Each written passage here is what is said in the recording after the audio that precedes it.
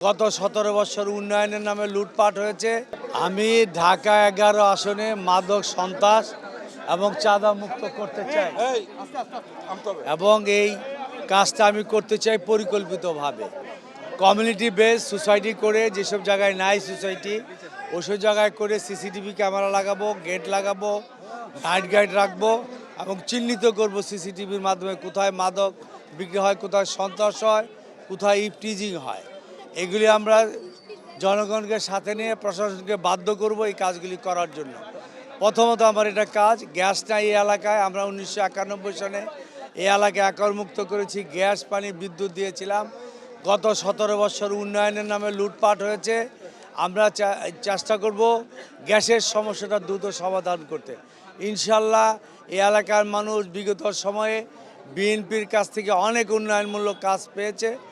আর ইনশাল্লাহ এই নির্বাচনে যতবার মানুষ সুযোগ পেয়েছে বিএনপিকে ভোট দিয়েছে। আমি বিশ্বাস করি ঢাকা 11 আসনের জনগণের ধানের শীষে আমাকে বিজয়ী করবে এবং সারা বাংলাদেশে আমরা ধানের শীষে বিজয়ী হয়ে তারেক রহমানের নেতৃত্বে একটি বৈষম্যহীন উন্নত কল্যাণ রাষ্ট্র প্রতিষ্ঠা করব, যা ইতিমধ্যে আপনারা দেখেছেন। I have a plan. Tarique রহমানের প্ল্যানের মধ্যে আমাদের পিছিয়ে পড়া জনগোষ্ঠীর জন্য family card, health card, education card, বয়স্ক ভাতা, অনেক ধরনের কৃষক ভাতা কর্মসূচি এনেছে এবং আমাদের আমাদের অর্ধেক হইল নারী, তাদেরকে এগিয়ে আসার জন্য ইন্টারমিডিয়েট পর্যন্ত লেখাপড়া ফ্রি, খাদ্যের বিনিময়ে শিক্ষা প্রাইমারি সেকশনে, যাতে আমাদের দরিদ্র সন্তানরা লেখাপড়ার পর খাদ্য পায়। এটা অত্যন্ত যুগোপযোগী এবং বাস্তবধর্মী। বিগত বিএনপি সরকার আমল এটা ছিল। তো আমি বিশ্বাস করি যে ইনশাল্লাহ দেশের মানুষ তারেক রহমান, বিএনপি এবং আমাদের পক্ষে আছে। আমরা তাদেরকে নিয়ে মানুষের কল্যাণের জন্য আগামী দিনে কাজ করব।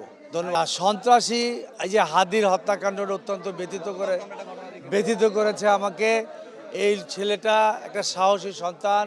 আগামী দিনে তাকে দিয়ে আমরা অনেক কাজ করার জন্য রাষ্ট্রের